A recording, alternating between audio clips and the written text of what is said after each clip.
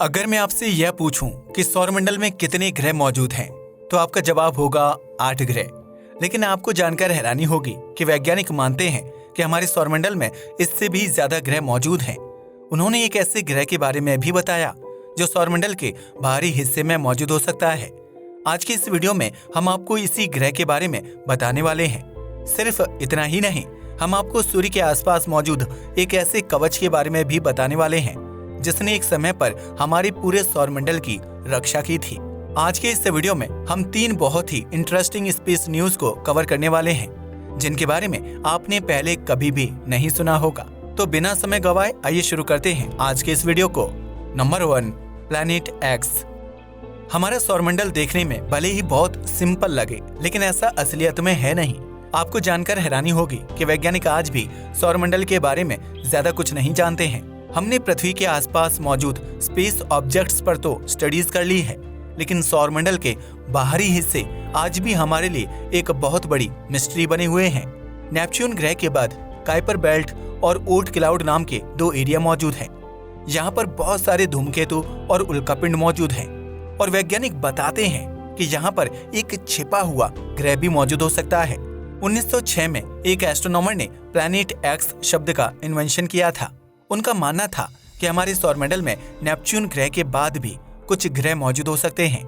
आपको जानकर हैरानी होगी कि करीब 25 सालों बाद वैज्ञानिकों ने नेपच्यून के ऑर्बिट के बाहर सच में एक ग्रह खोज निकाला था। आज हम उस ग्रह को प्लूटो कहते हैं। हालांकि दुख की बात यह है कि बाद में वैज्ञानिकों ने इसे ग्रह से हटाकर डॉर्फ प्लैनेट की कैटेगरी में डाल दिया था। प्लूटो की डिस्कवरी की वजह से प्लैनेट एक्स की यह थ्योरी काफी ज्यादा फेमस हो गई थी। अब आपके दिमाग में शायद ये सवाल आ रहा होगा कि आखिर उस एस्ट्रोनॉमर को यह कैसे पता चला होगा कि नेपच्यून प्लैनेट के बाद भी कुछ ग्रह मौजूद हैं। असल में उन्होंने नेपच्यून और यूरेनस के ऑर्बिट में कुछ मैथमेटिकल दिक्कतें नोटिस की थी। वह इस बात को दर्शा रही थी कि उनके ऑर्बिट पर किसी दूसरे ग्रेविटेशनली स्ट्रॉन्ग ऑब्जेक्ट का असर पड़ रहा है। प्लूटो की खोज हो जाने के बाद भी वैज्ञानिकों की यह दिक्कत खत्म नहीं हुई थी। उन्हें पता लगा कि प्लूटो एक बहुत ही छोटा ग्रह है और कम द्रव्यमान होने की वजह से इसका गुरुत्वाकर्षण भी बहुत कम है। यूरेनस और नेपच्यून के ऑर्बिट को प्लूटो नहीं बल्कि कोई दूसरा ग्रेविटेशनली स्ट्रॉन्ग ऑब्जेक्ट अफेक्ट कर रहा था। आज तक वैज्ञानिक उस स्पेस ऑब्जेक्ट को नहीं ढूंढ पाए हैं, लेकिन उससे जुड़ी बहुत सारी थ्योरीज जरूर पब्लिश की जा चुकी हैं। इनमें से कुछ थ्योरी तो ऐसा भी बताती हैं कि हमारे सौरमंडल के बाहरी हिस्से में कोई ग्रह नहीं बल्कि एक छोटा ब्लैक होल मौजूद है। यह सुनने में भले ही बहुत अजीब लगे, लेकिन इस बात को पूरी तरीके से नकारा नहीं जा सकता। छोटे ब्लैक होल आमतौर पर ज्यादा मैटर को अपने अंदर नहीं खींच पाते, जिस वजह से उन्हें डिटेक्ट करना बहुत मुश्किल हो जाता है। ऐसे में ब्लैक होल के सौरमंडल में मौजूद होने की बात को पूरी तरीके से नेग्लेक्ट नहीं किया जा सकता है। लेकिन वैज्ञानिकों की एक टीम ने हाल ही में एक नई थ्योरी पब्लिश की है। इसके जरिए उन्होंने रोग प्लैनेट्स के कॉन्सेप्ट का इस्तेमाल करके प्लैनेट एक्स का एक्सप्लेनेशन देने की कोशिश की है। हम अंतरिक्ष में ऐसे बहुत सारे ग्रहों को डिस्कवर कर चुके हैं जो अपनी शुरुआत तो तारे के बहुत नजदीक से करते हैं, लेकिन धीरे धीरे वे अपनी ऑर्बिट को बड़ा करके तारे से दूर होते जाते हैं। वैज्ञानिक बताते हैं कि इस बात की पॉसिबिलिटी है कि ऐसा कुछ हमारे सौरमंडल में भी हुआ होगा। शायद जब सौरमंडल की फॉर्मेशन हो रही थी तब हमारी पृथ्वी के आसपास किसी नेपच्यून के साइज के ग्रह की भी फॉर्मेशन हुई होगी। धीरे धीरे इस ग्रह को ज्यादा एनर्जी मिलने की वजह से ही यह अपनी रफ्तार को बढ़ाता गया और अपने ऑर्बिट को बड़ा करता गया। समय बीतने के साथ साथ यह सूर्य से इतना दूर हो गया कि यह ओर्ट क्लाउड तक चला गया। वैज्ञानिकों ने मैथमेटिकल कैलकुलेशन करके ये बताया कि हमारे सौरमंडल में ऐसा कुछ होने की संभावना 0.5% है, जो असल में बहुत ही ज्यादा कम है। लेकिन इसी के साथ उन्होंने एक और पॉसिबिलिटी का जिक्र किया। उन्होंने बताया कि ऐसा भी हो सकता है कि किसी दूसरे सौरमंडल का कोई ग्रह सूर्य की ग्रेविटी में फंसकर इसका चक्कर लगाने लगा हो। ऐसे ग्रहों को रोग प्लैनेट्स कहा जाता है।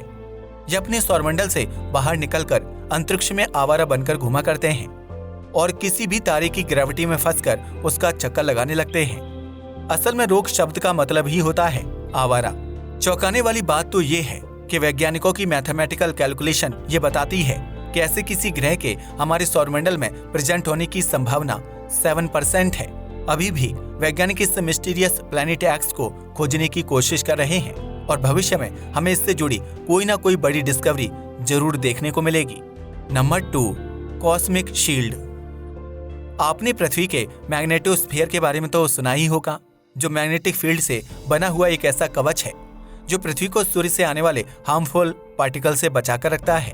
इस मैग्नेटोस्फीयर की फॉर्मेशन इस वजह से हो पाती है क्योंकि पृथ्वी के केंद्र में लिक्विड मेटल्स मौजूद हैं। लेकिन क्या आपको ये पता है कि सूर्य के पास भी एक ऐसा ही पावरफुल कवच है जो पूरे सौरमंडल को बचाकर रखता है? इसे कॉस्मिक शील्ड कहा जाता है। आपको जानकर हैरानी होगी कि इस कॉस्मिक शील्ड की वजह से ही आज हमारा सौरमंडल सही सलामत बचा हुआ है। अगर यह शील्ड ना होती तो सौरमंडल अपने शुरुआती समय में ही खत्म हो चुका होता। जापान की नेशनल एस्ट्रोनॉमिकल ऑब्जर्वेटरी ने एक रिसर्च में ये बताया कि जब हमारे सौरमंडल की फॉर्मेशन हो रही थी तब पास में ही मौजूद एक तारे में बहुत बड़ा सुपरनोवा एक्सप्लोजन हुआ था। अगर आपको नहीं पता तो बता दूं कि जब भी कोई तारा अपने गुरुत्वाकर्षण की वजह से एक धमाके के साथ खत्म हो जाता है, उस धमाके को सुपरनोवा एक्सप्लोजन कहा जाता है। वैज्ञानिकों ने यह पता लगाया कि सूर्य के जन्म के बाद इसके आसपास मॉलिक्यूलर गैस की एक बहुत बड़ी लेयर फॉर्म हो गई थी। यही लेयर इसे आसपास होने वाले बहुत सारे धमाकों से बचाती आई है। चौंकाने वाली बात तो ये है कि इस लेयर की भी फॉर्मेशन पास में हुए एक सुपरनोवा एक्सप्लोजन की वजह से ही हुई थी। उस धमाके में निकले रेडियो एक्टिव एलिमेंट्स सूर्य के गुरुत्वाकर्षण की वजह से इसके आसपास इकट्ठा हो गए और एक कवच की तरह काम करने लगे थे। इस कवच ने ही हमारे शुरुआती सौरमंडल और उसमें मौजूद ग्रहों की सुरक्षा की है। अभी भी वैज्ञानिक सौरमंडल की फॉर्मेशन पर रिसर्च कर रहे हैं और उन्हें कोई ना कोई नई और चौंकाने वाली जानकारी मिलती रहती है। नंबर 3, मार्स गलीज। आज हमारे सौरमंडल में पृथ्वी ही इकलौता ऐसा ग्रह है जिस पर बहता हुआ लिक्विड पानी खोजा गया है। लेकिन आपको जानकर हैरानी होगी कि एक समय ऐसा था जब मंगल ग्रह पर भी पानी बहा करता था। वैज्ञानिक बताते हैं कि करीब 3 अरब साल पहले मंगल पर पानी मौजूद हुआ करता था और यह पृथ्वी पर मौजूद नदियों की तरह बहता भी था। लेकिन मंगल के पास वायुमंडल न होने की वजह से यह सारा पानी धीरे धीरे अंतरिक्ष में जाता गया और एक समय ऐसा आया जब मंगल ग्रह से सारा पानी खत्म हो गया। अब शायद आपके दिमाग में ये सवाल आ सकता है कि जब 3 अरब साल पहले ही मंगल पर पानी खत्म हो गया था तो वैज्ञानिकों को इसके बारे में कैसे पता चला? 2012 में क्यूरियोसिटी रोवर ने ऐसी बहुत सारी रिसर्च की थी जिसमें मंगल ग्रह पर वाटर मॉलिक्यूल्स पाए गए थे। इसके अलावा आपको जानकर हैरानी होगी कि आज भी मंगल ग्रह पर गलीज नाम के यह स्ट्रक्चर मौजूद हैं, जो बहते पानी का सबसे बड़ा सबूत है। आपकी जानकारी के लिए बता दूं कि गलीज बहते पानी द्वारा बनाए गए स्ट्रक्चर होते हैं। इन्हें सिर्फ मंगल ग्रह पर ही नहीं बल्कि पृथ्वी पर भी देखा जा सकता है। आपने कई बार यह नोटिस किया होगा कि बरसात के मौसम में जब पानी को निकलने का रास्ता नहीं मिलता तो वह मिट्टी को काटते हुए अपना रास्ता बना लेता है। बाद में जब बरसात का मौसम चला जाता है तो यह पानी तो सूख जाता है लेकिन वह रास्ता वैसा का वैसा ही मौजूद रहता है। इसी रास्ते को गलीज कहा जाता है। वैज्ञानिक ऐसी बहुत सारी गलीज को मंगल ग्रह पर डिस्कवर कर चुके हैं जिसकी तस्वीर आप अपनी स्क्रीन पर भी देख सकते हैं। वैज्ञानिक बताते हैं कि इनमें से कुछ गलीज की फॉर्मेशन मात्र 6,30,000 साल पहले हुई थी। यह समय सुनने में भले ही बहुत ज्यादा लगे लेकिन ब्रह्मांड के स्केल पर यह कुछ भी नहीं है। अब शायद आपके दिमाग में ये सवाल आ सकता है कि जब मंगल का पानी 3 अरब साल पहले ही खत्म हो गया था तो इन स्ट्रक्चर की फॉर्मेशन 6,30,000 साल पहले कैसे हुई? यही सवाल आज वैज्ञानिकों को भी परेशान कर रहा है। अपनी रिसर्च के द्वारा वैज्ञानिकों ने यह पता लगाया कि मंगल ग्रह एक रेगुलर टाइम पर अपनी एक्सिस को चेंज करता रहता है। इसी वजह से ये ग्रह कभी कभी अपने एक्सिस पर 35 डिग्री तक झुक जाता है। वैज्ञानिकों ने इसी डेटा को इस्तेमाल करके एक सिमुलेशन बनाया जिसमें उन्होंने टेम्परेचर और जियोलॉजिकल चेंजेस को स्टडी करने की कोशिश की। उन्हें इस सिमुलेशन के जरिए ये पता चला कि जब मंगल ग्रह अपने एक्सिस पर 35 डिग्री झुक जाता है तो इसके वायुमंडल की डेंसिटी यानी घनत्व बदल जाता है। घनत्व बदलने की वजह से सतह का टेम्परेचर बढ़ने लगता है जिस वजह से यहाँ पर मौजूद सॉलिड कार्बन डाइऑक्साइड पिघलने लगती है। अब ध्यान देने वाली बात ये है कि पानी से बनी हुई बर्फ की तरह कार्बन डाइऑक्साइड से बनी हुई बर्फ लिक्विड में कन्वर्ट नहीं होती। यानी जब आप पानी से बनी हुई बर्फ को हीट देते हैं तो वह पहले लिक्विड में कन्वर्ट होती है, लेकिन कार्बन डाइऑक्साइड की बर्फ के साथ ऐसा नहीं होता। यह डायरेक्टली सॉलिड से गैस में कन्वर्ट हो जाती है और इस प्रोसेस को वैज्ञानिक सब्लिमेशन के नाम से बुलाते हैं। कुछ वैज्ञानिक ऐसा मानते हैं कि इसी कार्बन डाइऑक्साइड ने मंगल ग्रह पर 6,30,000 साल पुरानी गलीज की फॉर्मेशन की होगी। लेकिन अभी भी वैज्ञानिक इस जवाब से संतुष्ट नहीं हैं।